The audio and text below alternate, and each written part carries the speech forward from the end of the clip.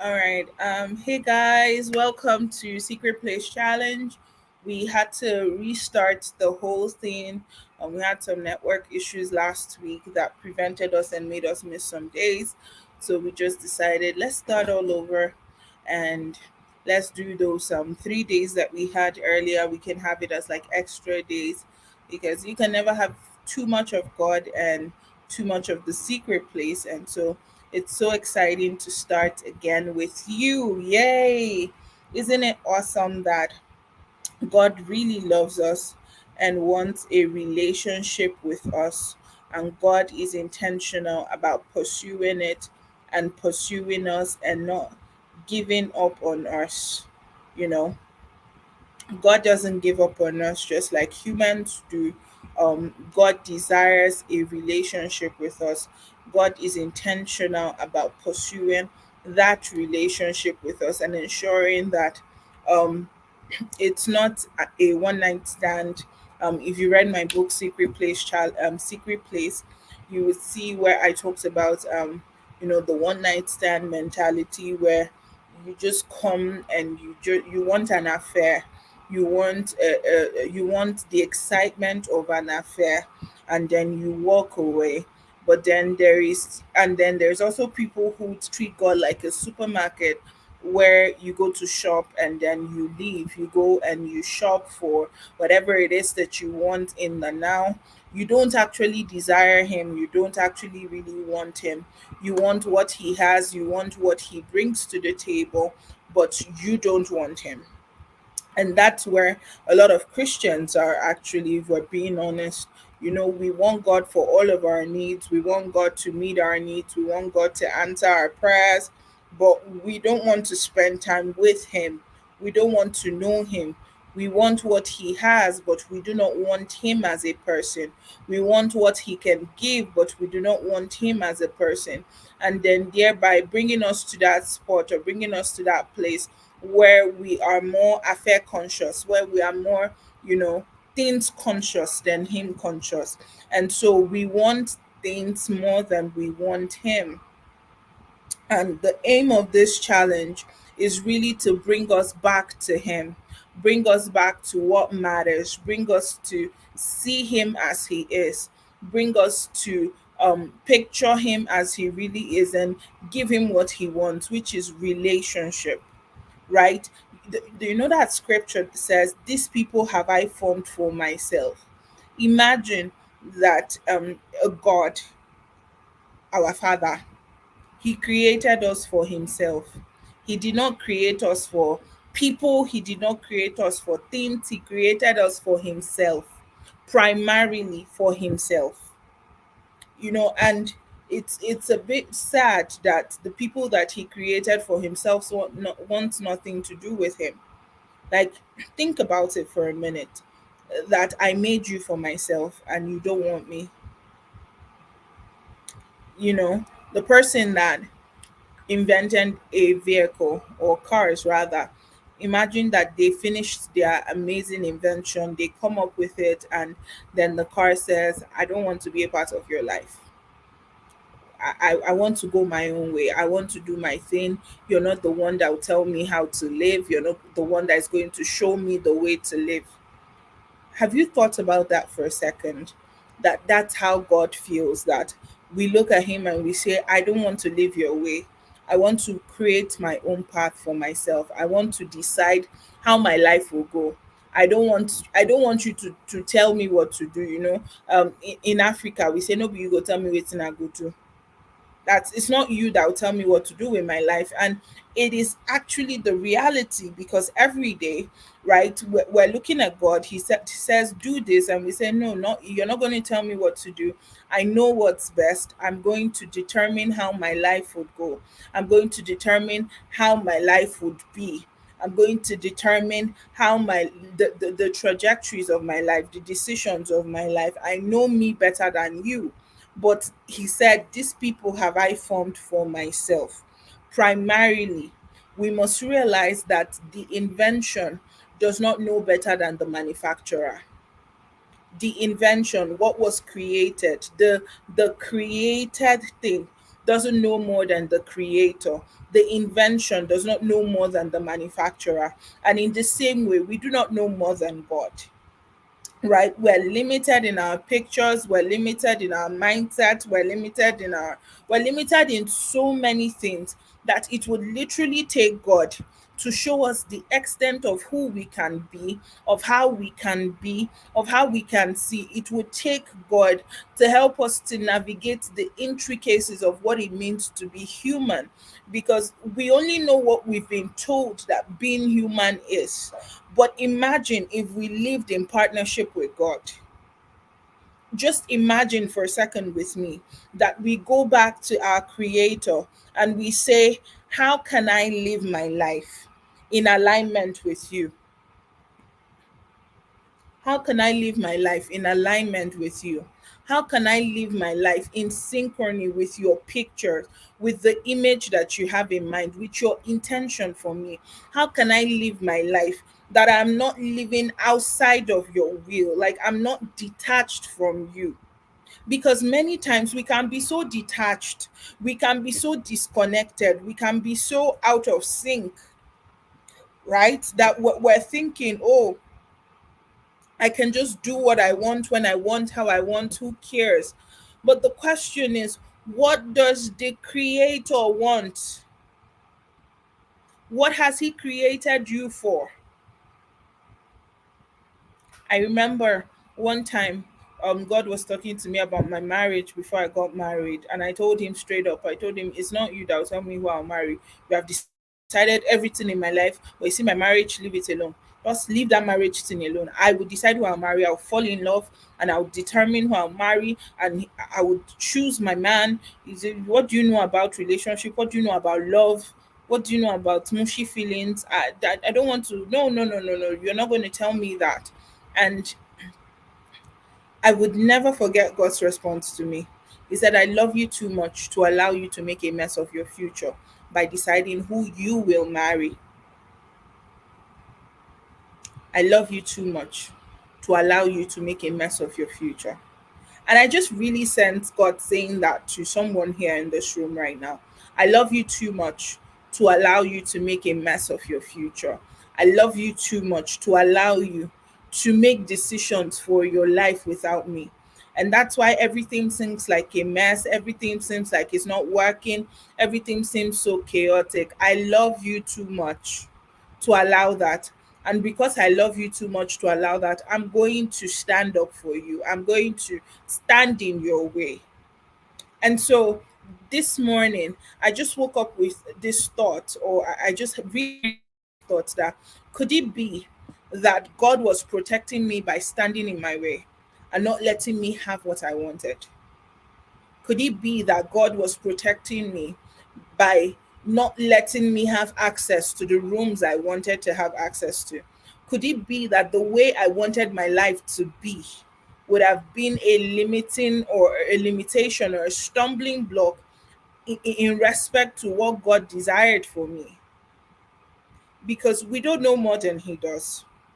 We don't know us more than Him. We don't know our future more than Him. So, why then would we want to limit ourselves by what we know when we have access to the all knowing God? Why then do we want to limit ourselves to how we can see when we have a God whose eyes are everywhere, who nothing is hidden from Him? Why then are we so interested in living a finite life when we have access to the infinite God, who nothing is exhausted from Him, who has everything all the time?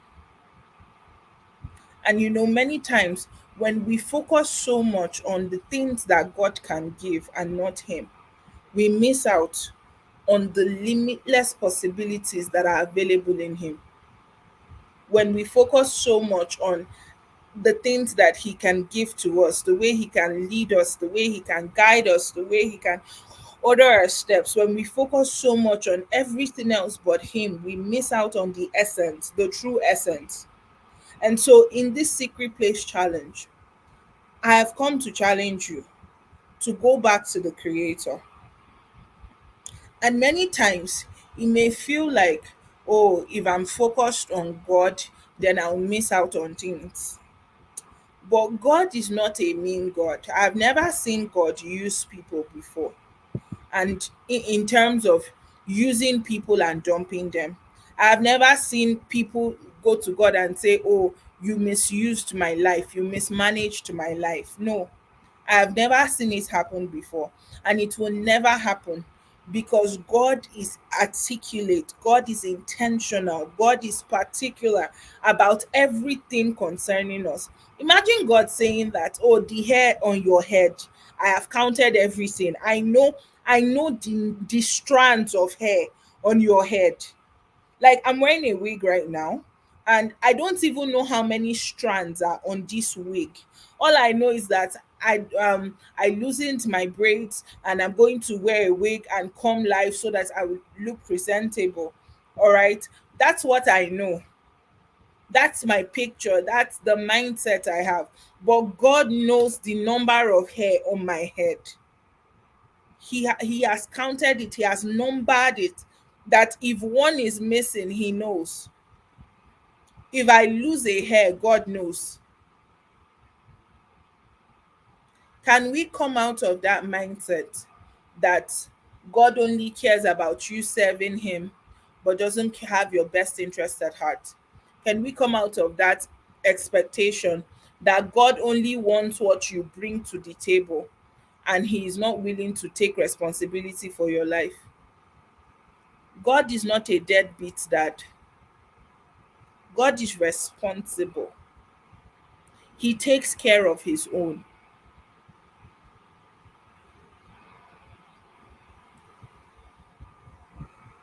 It's funny how God talks about how even the flowers, they are clothed, they are taken care of. How much more you, the apple of His eyes? How much more you, His greatest gift, like the one made in His image and His likeness. He made you to be like Him, and He made you to be Him on the earth. That when people see you, they should see Him. He put so much effort for you and into you. So, for a second, can we just take a pause and ask ourselves, why am I so interested in things and not Him?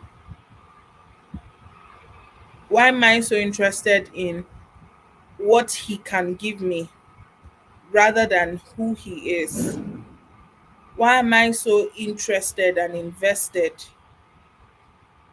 in living my life that I don't want to live the life He has ordained for me? Today, just before I wrap up, I want you to spend some time and think about the things that you own. And imagine one day one of the things that you own, maybe your blender for the ladies or your car for the men, coming to you and saying, you've not been using me the way I want to be used. You are using me to blend tomatoes and things, you're using me to drive around. I don't want to be that. I want to be a statue. I want to live a certain way. I want to see a certain way. Just imagine if the things that you owned came and told you how they wanted to be used. Imagine that the things that you owned came to you to tell you how they would like to be managed. You are not the one to tell God how to handle your life, how to manage your life, how to lead you, how to guide you. That's not on you, that's on Him.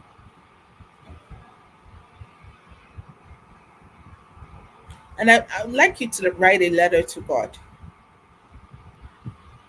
Like, write Him a letter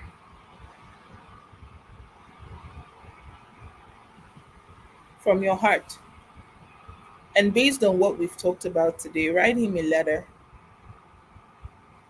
You know, I can remember doing that sometime last year, and I wrote him a letter and I said, I'm sorry for trying to decide how you would use me and what you would use me for and the limit at which you would use me. I'm sorry for telling you that this is what I want to be and how I want to be, and not letting you be the one who leads me, rather standing forefront and center and asking that me that you created, I will lead you. I'm so sorry. Help me to follow you well. And so today, I want you to write God a letter and pour out your heart in that letter. I can tell you for free that as long as you're disconnected from your inventor, you are under living, because you do not know the extent, you do not know the height, the depth, you do not know the length that your creator can take you to. You do not know the details of what your creator can do with you. Stop trying to determine how he would lead you, how he would use you, how your life will be. Many times we have a particular navigation system of how we want to follow, of how we want him to lead us, of how we want him to guide us. How about for a second we stop navigating and then step out of the driver's seat and sit at the other side, and don't be a front seat or back seat driver. Actually sit and let him drive and trust him through the journey, that he who created you, he who knows the strands of your hair, he knows the number of each of them. He who before you were even in your mother's womb, he knew you, he ordained you, that he would not mismanage the trust of your life. The invention does not know about his purpose much more than the inventor. God bless you. Thank you for coming out. I pray for you today sincerely and from my heart. I pray for you that you will find you in God. You will not find you in things. You will not find you in situations and conditions around you. You would not be so conditioned by the environment that you live in that you miss out on the internal conditioning that was preordained even before your birth. That you would not just live life randomly, but you will begin to live on purpose and intentionally, walking in the path that God has pre-designed for you, that you will allow yourself to be led by God's Spirit, and you will not sit on the driver's seat anymore. You let Him lead and you let Him guide you to the expected end that He has always intended for you. God bless you, and we love you dearly and look forward to seeing you tomorrow by 4 p.m.